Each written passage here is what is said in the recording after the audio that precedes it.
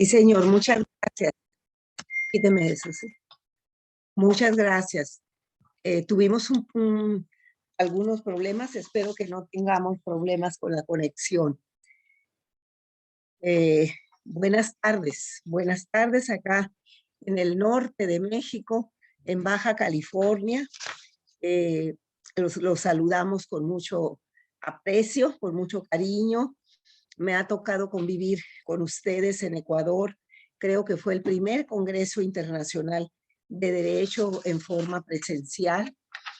Ahora lo hacemos de esta manera, pero con el mismo entusiasmo, con el mismo gusto de saludarlos nuevamente a tan importantes instituciones que participan en este importante Congreso Internacional de Derecho para tratar temas tan serios, ¿verdad? Como bien lo explican ustedes en el título del trabajo, en el título del Congreso. La justicia es el más grande de los intereses del hombre en la tierra. Muchas gracias. Me siento altamente complacida de poder convivir nuevamente con ustedes. El trabajo que ahora seleccioné para ustedes, realicé para ustedes, es el de la reforma constitucional sobre los derechos humanos en México de 2011. ¿Cuál fue su impacto? ¿Cuáles fueron sus perspectivas? Bien.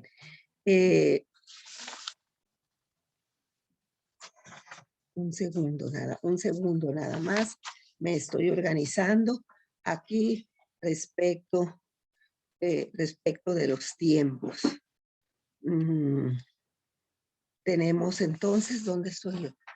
Me estoy organizando respecto de los tiempos, no aparece mi nombre. Aquí está. 1 hora. Ay, qué bueno, qué bueno. Me estaba organizando respecto de los tiempos. Me da mucho gusto que me den 1 hora. Muchas gracias. Regularmente es mucho menos el tiempo, 15 minutos, 20 minutos. Entonces, más que suficiente para reflexionar lo mejor posible con nuestro trabajo. En primer término, es importante considerar en un encuentro de esta naturaleza que los trabajos, en este caso mi persona, el trabajo que presento a ustedes, no se trata de una ponencia improvisada o de un trabajo realizado para este encuentro de manera eventual. No, se trata de un trabajo que procede de una investigación amplia, de una línea de investigación que realizamos en la Universidad Autónoma de Baja California, en mi Facultad de Derecho Mexicali, estoy hablando desde la ciudad de Mexicali, Baja California, México, en la Universidad Autónoma de Baja California. Y menciono el municipio, Mexicali, porque aquí bajo el régimen federal que tenemos en el caso de México, ustedes saben, hay entidades federativas, Baja California, y está la estructura municipal también. Y conforme a ese sistema, un buen número de universidades ha seguido el criterio en México de tener sedes en los diferentes municipios. En el caso de mi Universidad Autónoma de Baja California, tenemos sede en el municipio de Tijuana, también una ciudad, como ustedes saben, la ciudad que tiene la frontera más transitada en el mundo. De hecho, aquí en el norte de México tenemos un problema serio, un problema fuerte, un problema doloroso también, ¿verdad? Con el tema de la migración y otros temas como el narcotráfico, otros temas lacerantes, ¿no? Como el narcotráfico. Y así, bien, desde esta frontera, la Universidad Autónoma de Baja California atiende las necesidades de desarrollo de docencia, investigación y extensión de la cultura en varias sedes. Las más importantes están en 3 municipios, Ensenada, la ciudad de Ensenada, un puerto muy bello, como algunos de los puertos que tienen ustedes en Ecuador. Ensenada, Tijuana y Mexicali particularmente. La sede de la rectoría de nuestra universidad está aquí en Mexicali. Mi facultad fue la primera que se creó en 1973. Mi universidad, hay que decirlo también, es apenas de 1957. Y hago todas estas referencias porque estamos en un congreso internacional. Necesitamos conocernos más, necesitamos acercarnos, particularmente con ustedes, con quien ya tengo un trabajo colaborativo de hace cerca de 5 años. Bien, me regreso entonces y les decía que esta ponencia sobre la reforma constitucional en México de los derechos humanos, publicada el 6 y 10 de junio de 2011, es un tema trascendente para nosotros y me parece que es una experiencia muy positiva para ustedes, para para las demás naciones. El objetivo de este estudio se centra en realizar un análisis de los derechos humanos en México a 10 años de la reforma constitucional. Ya lo decíamos, ¿verdad? Del 6 y 10 de junio de 2011. Que nos permita, este análisis que nos permita valorar cómo estábamos y cómo estamos, qué problemas se resolvieron y qué problemas surgen o han surgido sobre los derechos humanos, particularmente en este último año, con motivo de la crisis sanitaria, ¿no? de la peligrosa pandemia del COVID-19. En el trabajo se analiza un poco, se revisa la teoría, la normatividad, con énfasis en los principios que sustentan los derechos humanos. Pretendemos aportar argumentos y orientaciones para el alcance del cumplimiento de los fines, de los principios, de los valores que sustentan estos derechos a 10 años de la importante reforma, así como los desafíos que nos plantean también el cumplimiento, el respeto y la promoción misma de estos derechos en el marco del Estado de Derecho y de la gobernabilidad democrática. Así lo sostenemos en nuestro trabajo. Bien, el trabajo, como comentábamos al principio, responde a una línea de investigación amplia que desde hace más de 20 años realizamos en la Universidad Autónoma de Baja California sobre derecho constitucional y particularmente sobre derechos humanos. Se trata esta ponencia de uno de los productos de este trabajo. Hay que considerar también que con motivo de los 10 años de la reforma constitucional de 2011, se celebraron en México, celebramos en México, organizamos en México diferentes encuentros. Y ahora este trabajo que comparto con ustedes, pues se encuentra más, diríamos, más pulido, más analizado con las aportaciones y recomendaciones que he recibido de mis compañeros en diferentes foros, particularmente organizados, algunos de ellos por universidades muy prestigiadas, como ustedes saben, en el caso del Instituto de Investigaciones Jurídicas de la UNAM, de la magna Universidad Nacional Autónoma de México, con quien comparto también mis esfuerzos y mis trabajos colaborativos. El trabajo, la ponencia, está estructurada en los siguientes apartados. Voy a iniciar con un marco teórico, después del planteamiento, con un marco teórico conceptual. Después, una breve explicación doctrinal de la naturaleza y trascendencia de los derechos humanos, su conceptualización, su caracterización, su importancia. Se continúa en un apartado 3, ya nos centramos en qué consistió, cuáles fueron los sustentos, los avances, la profundidad de esta reforma de 2011 en México. Bien, y naturalmente concluimos con algunas recomendaciones y consideraciones finales a manera de conclusiones que integran orientaciones y recomendaciones sobre este importante tema. Bien, inicio entonces con los puntos. Planteamiento. Mi hipótesis, vamos a decirlo así, ¿verdad? En este planteamiento, es que el Estado definitivamente tiene la obligación de respetar, proteger y garantizar progresivamente a toda satisfacción o a la más alta satisfacción los derechos humanos. Y por su parte, ¿verdad? Por parte de nosotros, los ciudadanos, tenemos, sí, el derecho, la facultad de exigir su cumplimiento. En este sentido, los derechos humanos son piezas jurídicas claves para avanzar en el combate contra los riesgos, los riesgos a que estamos sujetos como personas y como ciudadanos. El derecho a la salud, el derecho a la educación, el derecho al trabajo. ¿Sí? Bien,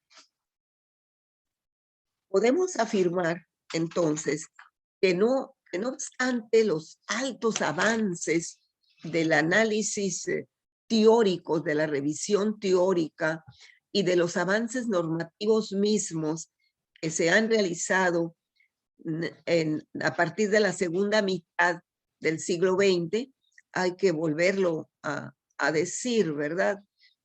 A partir de la promulgación de la alta, de la magna, vamos a decir, la magna Declaración Universal de los Derechos Humanos en 1948 por la Organización de las Naciones Unidas. Y no obstante ese altísimo desarrollo teórico y avance normativo, en la realidad, en las comunidades, lo que sucede pues en las comunidades, vemos nosotros que hay un abismo entre lo que se expone por la teoría, en lo que se intenta defender en la teoría y en lo que mandatan los ordenamientos universales de derechos humanos y los ordenamientos constitucionales con lo que sucede en la realidad, ¿verdad? Existe una diferencia muy amplia que nos obliga a seguir revisando, a seguir analizando, a seguir estudiando y encontrar las mejores estrategias a través de políticas públicas, a través de programas, a través de servicios públicos que acerquen el cumplimiento de estos derechos a la realidad social, a las comunidades, particularmente a los grupos vulnerables. Es lo que sostenemos en este planteamiento. Me voy a permitir reflexionarles, argumentarles algunos párrafos de mi trabajo. Y decimos así: no obstante el avance normativo que han alcanzado los derechos humanos, tanto en el ámbito universal como en el derecho interno de los estados, sigue siendo muy alta la pobreza, la desigualdad, el analfabetismo, entre otros indicadores del desarrollo en el mundo, y particularmente en Latinoamérica. En este sentido, la brecha que separa los principios y los ideales teóricos y normativos de estos derechos con la realidad social sigue siendo muy amplia, por lo que se requiere continuar realizando esfuerzos desde el ámbito de las políticas públicas, de los programas y acciones gubernamentales y desde la academia, señores, para encontrar los mejores caminos y estrategias que permitan materializar los ideales teóricos y normativos de estos derechos con la realidad, en la realidad que se vive en el mundo. Pasamos al marco teórico, siguiente punto de mi trabajo.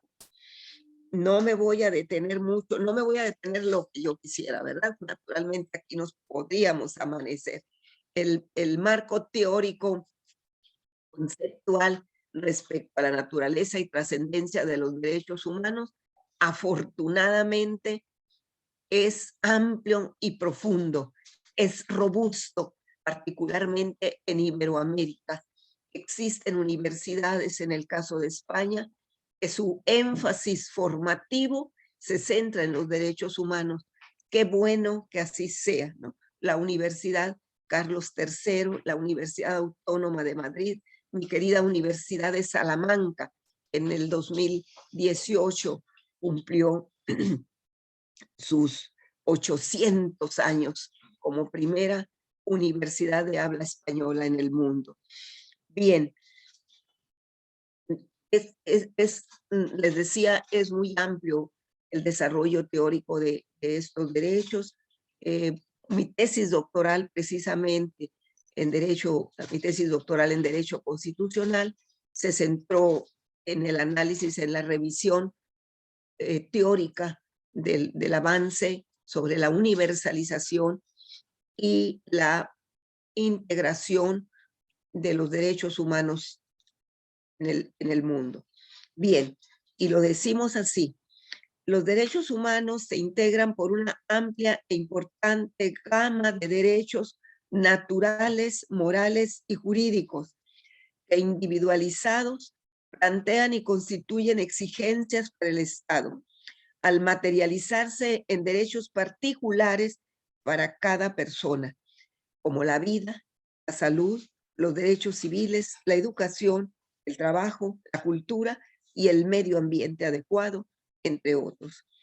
La caracterización de la naturaleza y trascendencia de los derechos humanos es abordada por la doctrina en diferentes concepciones. Hay que recordar que encontramos la doctrina del derecho natural, la doctrina del derecho positivo, que son las dos grandes fuentes teóricas en que se abreva el análisis de estos derechos, y de ahí encontramos derivaciones particulares.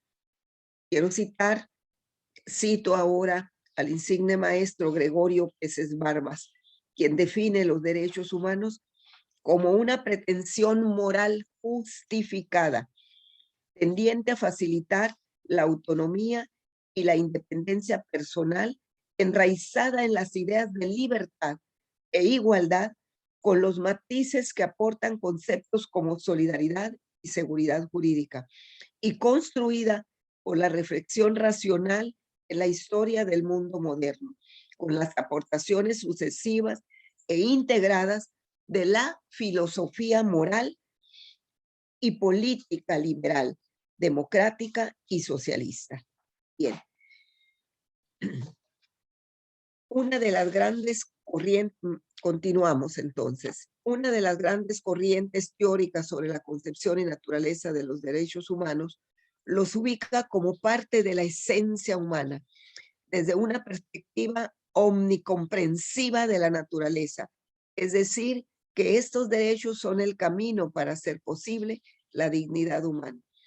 En esta posición se encuentra la doctrina teológica del derecho natural. San Agustín, Santo Tomás de Aquino, los pensadores españoles del siglo XVI y siglo XVII, particularmente Francisco de Vitoria, Francisco Suárez y Fernando Vázquez de Menchaca. La otra corriente teórica que recoge y explica la existencia de los derechos humanos es la teoría que postula estos derechos a partir de su reconocimiento como derecho positivo. Para Antonio Enrique Pérez Luño se afirma: una prueba de esto lo ofrece una monografía alemana en la que se afirma que la positivación de los derechos humanos no tienen el carácter de una mera declaración de derecho humano, sino que posee valor constitutivo. Se trata de dar vida en el marco de un ordenamiento y un conjunto de normas jurídicas. Bien, aquí voy a cortar para ustedes la parte, me quedan 30 minutos, la parte del marco teórico, que como sabemos, como estudiosos del derecho, es mucho lo que pudiéramos detenernos en la naturaleza e importancia de los derechos humanos. Se van a quedar estas ponencias con ustedes que serán, que serán publicadas. Que entiendo serán publicadas también con posterioridad. Permítanme. Bien, me voy a centrar ahora, detener ahora en la reforma constitucional mexicana de los derechos humanos, ya centro de mi ponencia. Aquí está.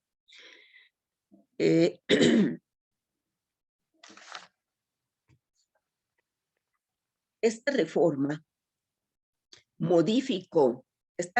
constitucional mexicana sobre los derechos humanos, repito, del 6 y 10 de junio de 2011, modificó el título primero, capítulo primero, artículo primero del texto constitucional mexicano, además de 15 preceptos de nuestra insigne Constitución, que está integrada en 136 preceptos. En toda la Constitución se integra por 136 preceptos, estructurada en 9 importantes títulos. Bien, se modifica entonces el título primero de nuestra Constitución en su capítulo primero sobre los derechos humanos. En esta reforma importantísima se determinó, entre otros puntos relevantes, que indiscutiblemente los derechos humanos establecidos en los tratados internacionales adquieren el orden jerárquico normativo de ley suprema. En este sentido, el constituyente mexicano fue tan allá, vamos a decirlo, ¿verdad?, que mandató la interpretación de los derechos humanos se realizará favoreciendo en todo tiempo a las personas la protección más amplia. Y exige a toda autoridad en México la obligación de promover, respetar, proteger y garantizar los derechos humanos de conformidad con los principios de universalidad, interdependencia, indivisibilidad y progresividad. En consecuencia, el Estado deberá proveer, investigar, sancionar y reparar las violaciones de los derechos humanos en los términos que establece la ley. Prevenir son las palabras que utiliza la constituyente. Prevenir, investigar y sancionar y reparar toda situación que afecte a los derechos humanos. En estos términos quedó consagrado en la Ley Fundamental Mexicana la trascendencia de los derechos humanos, su magnitud y su importancia como derechos inherentes, indispensables para el respeto de la dignidad humana. Bien, esta reforma constitucional culminó con un largo proceso legislativo. En opinión de destacados juristas, se significó por lo siguiente, y paso a referenciar en la trascendencia, en qué consistió, en qué se centró esta reforma y lo que implica. Número 1, se cambió el concepto de garantías individuales a derechos humanos. En este sentido, el ilustre jurista don Héctor Fix Zamudio expuso que este cambio como sustancial, al sustituir la denominación tradicional del título primero, capítulo primero de la Constitución Federal de garantías individuales a derechos humanos, superó el concepto anacrónico de garantías individuales por el de derechos humanos que él que es el que se utiliza en las más importantes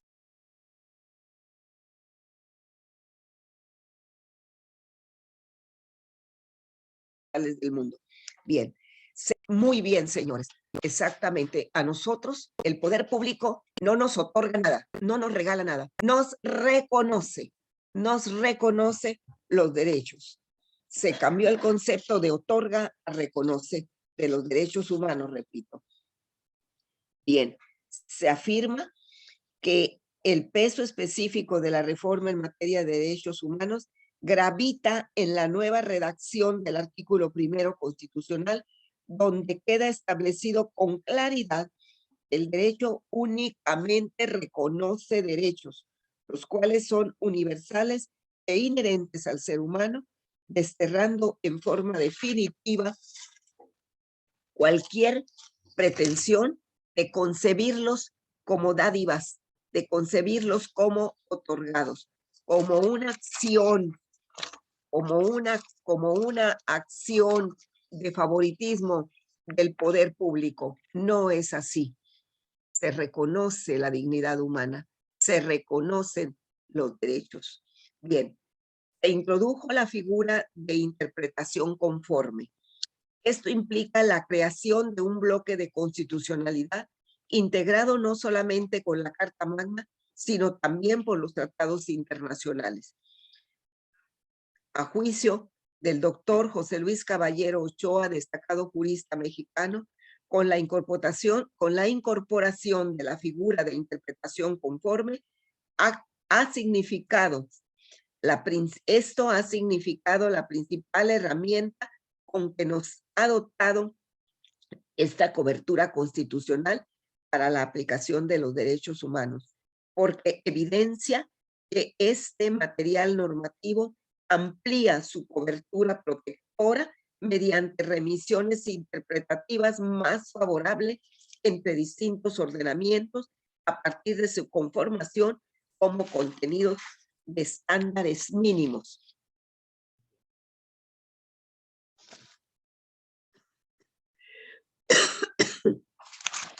Bien. Punto 4. Este era el punto tercero que acabamos de referenciar. Punto 4. Con la reforma constitucional mexicana 2011 que estamos comentando, se incorporó el principio de interpretación pro persona. Esto implica que cuando una norma dé lugar a varias interpretaciones, se deberá elegir aquella que más proteja al titular del derecho. Para el doctor Jorge Ulises Carmona Tinoco, destacado jurista mexicano también, la incorporación de este principio significó dejar atrás el viejo principio jerárquico para dar paso a un nuevo esquema. Ya no se trata de la pregunta usual sobre qué norma es jerárquicamente superior, sino de qué norma es la más favorable o la menos restrictiva hacia la persona, la que deberá finalmente ser aplicada al caso concreto. 5. Se mandató la obligación a todos los órdenes de gobierno de promover, respetar, proteger y garantizar los derechos humanos.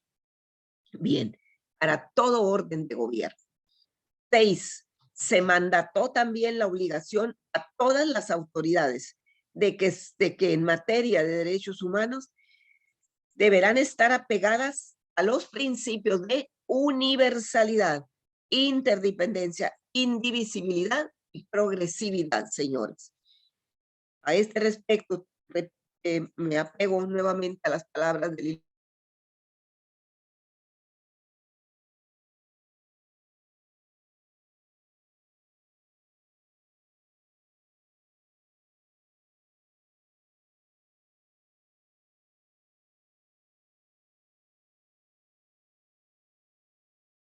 Conferencias Mundiales de Derechos Humanos, el 25 de agosto de 1993. Bien. Déjenme ver cómo andamos con el tiempo. 15 minutos. Bien. se determinó, punto 7, se determinó asimismo la obligación al Estado mexicano de prevenir, investigar, sancionar y respetar cualquier violación de los derechos humanos. Me voy más rápido.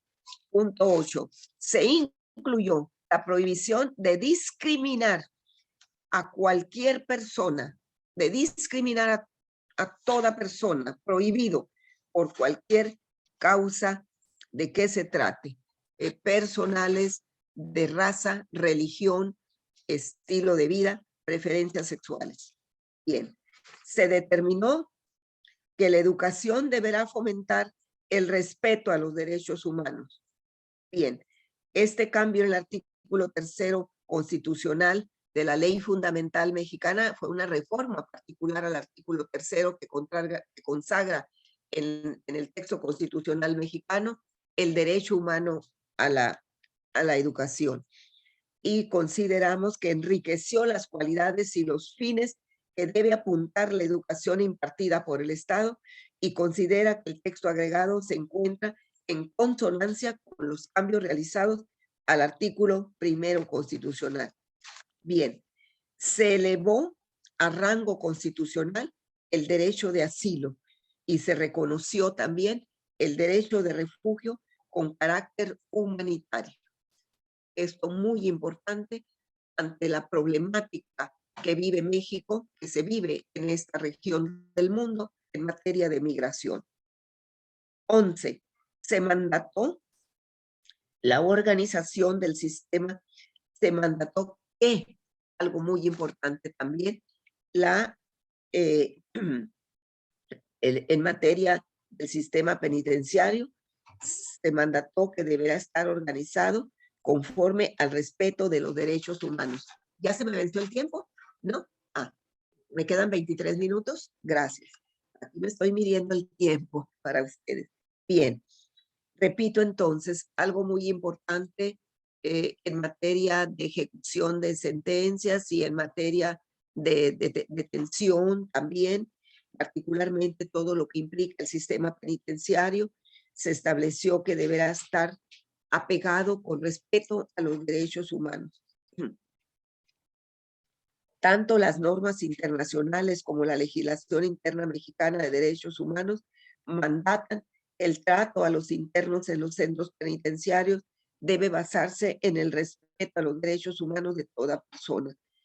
La pena privativa de libertad en el sistema penitenciario mexicano, por lo tanto, no debe violentar el desarrollo humano de los reclusos. Bien. Siguiente punto, vamos en el 12. Se precisó el derecho de audiencia en el caso de expulsión de extranjeros. Bien, un cuestionamiento importante, un tema muy importante en materia de extranjería, del sistema de extranjería y de migración, era el antes artículo 33 constitucional de la ley, de la Constitución, 30 constitucional de la Ley Fundamental Mexicana, en el que se establecía que el derecho del Estado mexicano de expulsar a toda persona cuya estancia considerara inconveniente. La interpretación mayoritaria de la doctrina mexicana en este sentido era que, si bien es cierto, estaba esa facultad para el Estado mexicano de ordenar la salida de aquel extranjero cuya estancia considerara inconveniente, que en todo caso debería respetarse el derecho humano de audiencia y el derecho de debido proceso. Este punto se aclaró con la reforma de 2011. Este punto quedó aclarado, que toda expulsión u ordenamiento de salida de un extranjero debe apegarse a los procedimientos especiales, a los procedimientos de debido proceso, de audiencia, de escuchar a la parte. tema de gran importancia para nosotros. Gozarán entonces en este sentido los extranjeros y toda persona extranjera.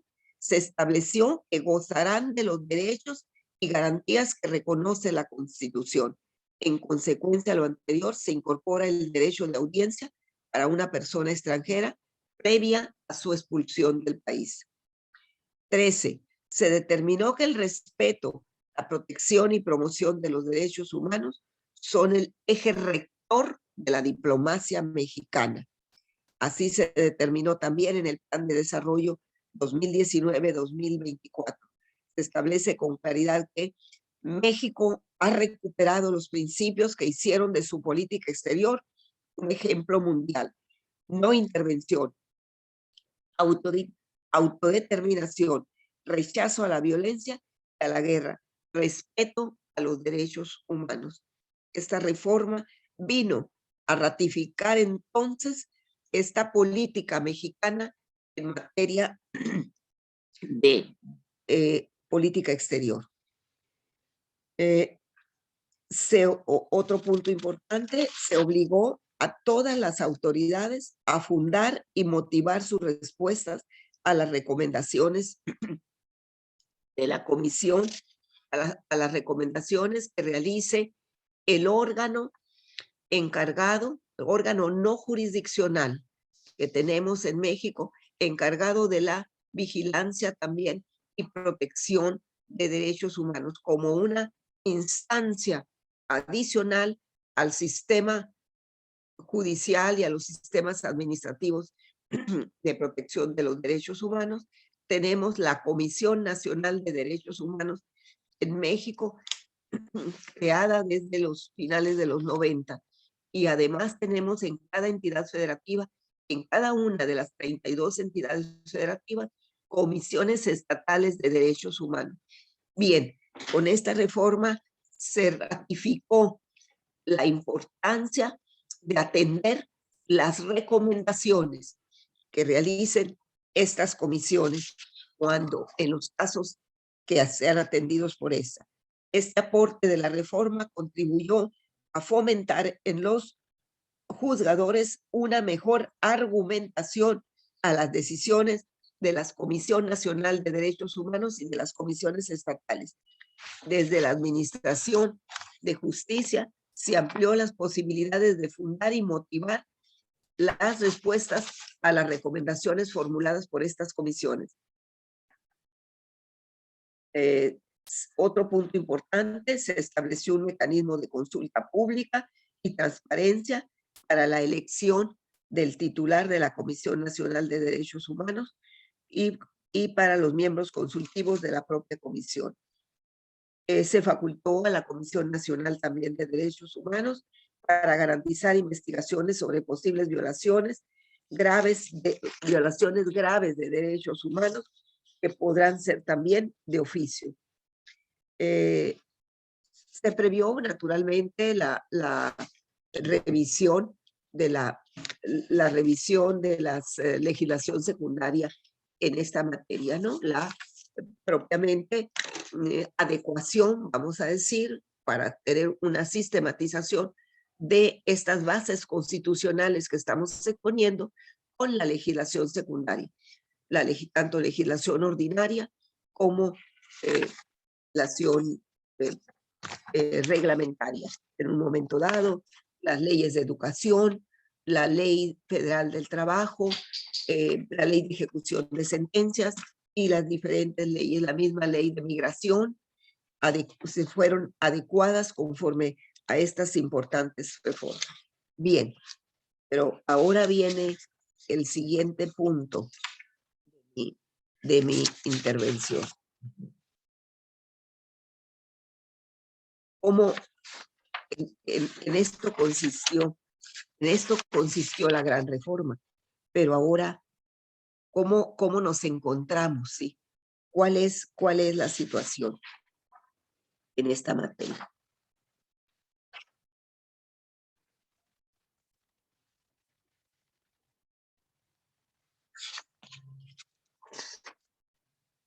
Bien, miren ustedes, efectivamente, la reforma generó grandes expectativas. La reforma es un gran avance, pero esto necesitamos materializarlo, llevarlo a la realidad. Nos parece que a 10 años de la reforma tenemos que seguir insistiendo en llevar a la realidad estos principios y estos valores. Y lo decíamos al principio, llevarlo a la realidad con base mediante políticas públicas, mediante políticas sociales, mediante programas específicos de acción, particularmente que vayan dirigidos a los grupos más vulnerables. Bien, y sostenemos lo siguiente.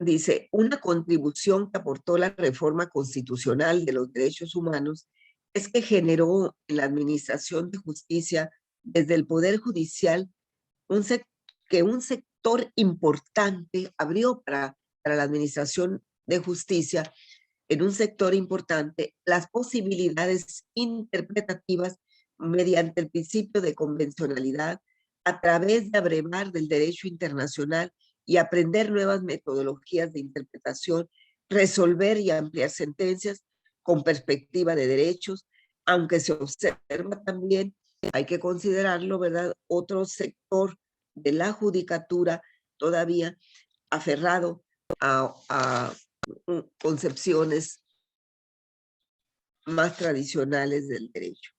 El doctor Eduardo Ferrer Magregor, distinguido jurista mexicano, que fue presidente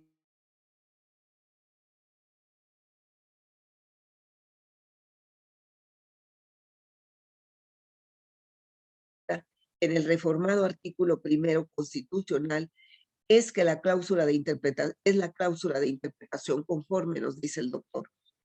A juicio de él, esa será la clave de operar del control de convencionalidad y en general, como se ve, dar una interpretación cuando se trate de normas en materia de derechos humanos, que desde ahora voy a decir algo muy importante, no es optativo para el intérprete, es obligatorio, nos dice el doctor. Siempre que se trate de interpretar normas en materia de derechos humanos, tenemos que acudir a esta nueva pauta interpretativa que nos da el texto constitucional mexicano, que es el párrafo segundo de este artículo primero, ¿verdad? Interpretación. Ahora bien,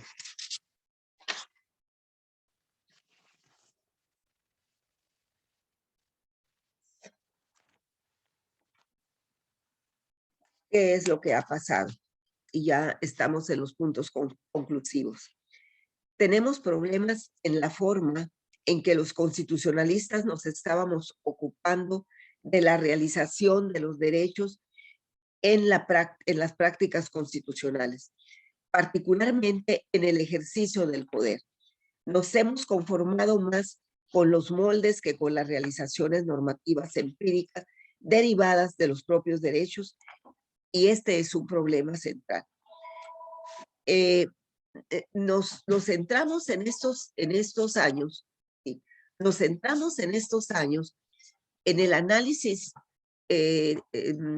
sustantivo de los derechos humanos, en el análisis sustantivos materiales de los derechos humanos, pero nos hizo falta reflexionar más sobre la parte orgánica que nos permita hacer funcionar correctamente a los poderes públicos, al Estado, al gobierno.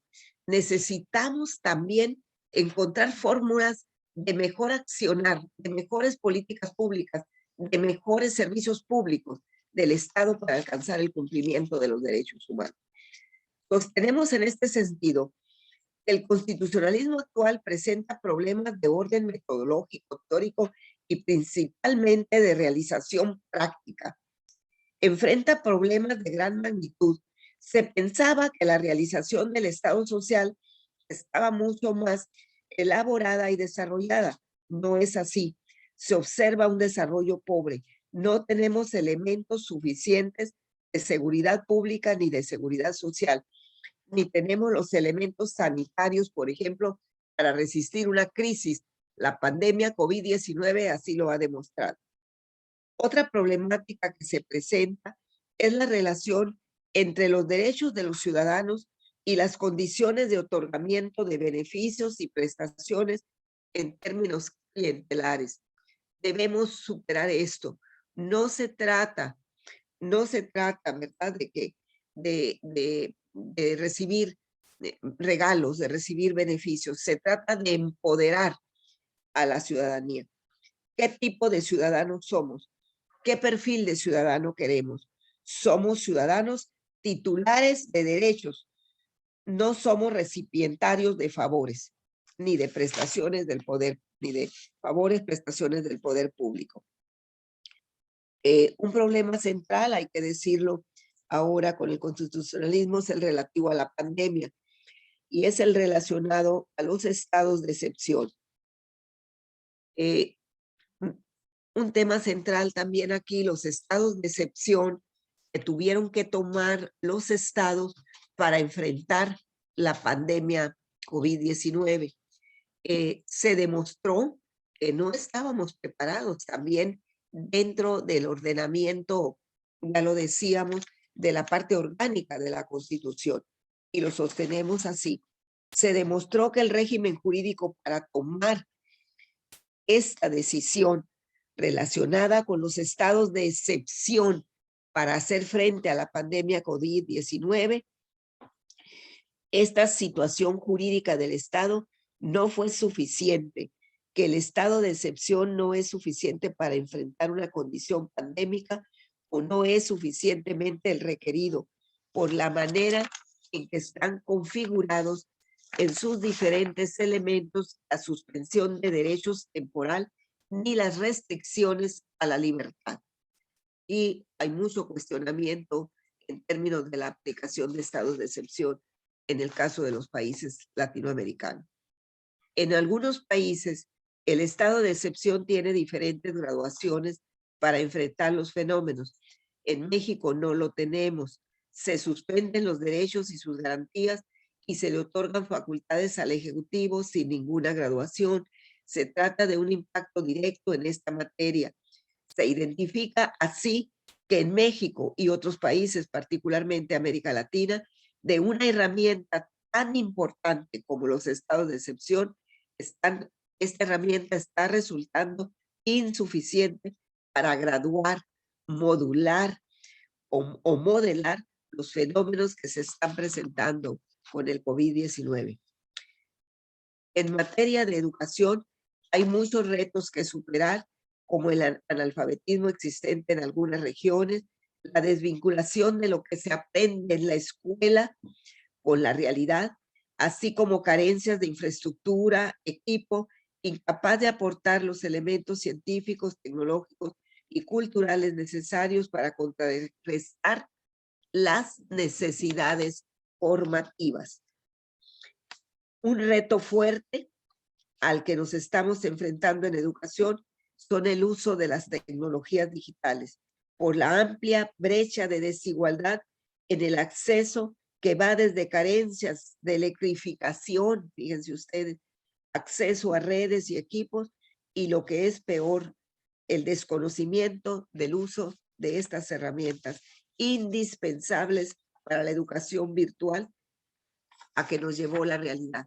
Efectivamente, trasladamos, ¿verdad?, el aula de la escuela a la cocina, de la escuela a la recámara, de la escuela a la biblioteca, como en el caso de algunos de nosotros, que es un privilegio, los que tenemos, los académicos que tenemos condiciones más positivas. Bien, la huella histórica que previsiblemente nos deja la pandemia tendrá que trasladarse a la reflexión constitucional, pero ¿cómo se trasladará en la práctica? Este es el elemento esencial. ¿Cómo vamos a reconsiderar las filosofías políticas que sustentan el constitucionalismo para dar las mejores respuestas. Bien, el efectivo respeto a los derechos humanos es una tarea fundamental, de suma importancia y trascendencia en el ámbito universal, así como en el régimen interno de cada estado. La sociedad internacional ha venido implementando distintas metodologías para que se realice el efectivo respeto de los derechos humanos. La observancia de los pactos internacionales ha sido matizada de distinta manera hoy en día que cuando fue considerada por primera vez su inclusión y conceptualización de la dignidad humana, por ejemplo, como base y fundamento de los derechos humanos que recaen esencialmente en el hombre por su propia naturaleza, ¿no? En el ser humano por su propia naturaleza, en el hombre, en la mujer, lo que trae como consecuencia que evite una transgresión arbitraria por algún ente público o contraria al texto tanto fundamental de cada país como a las declaraciones universales y regionales.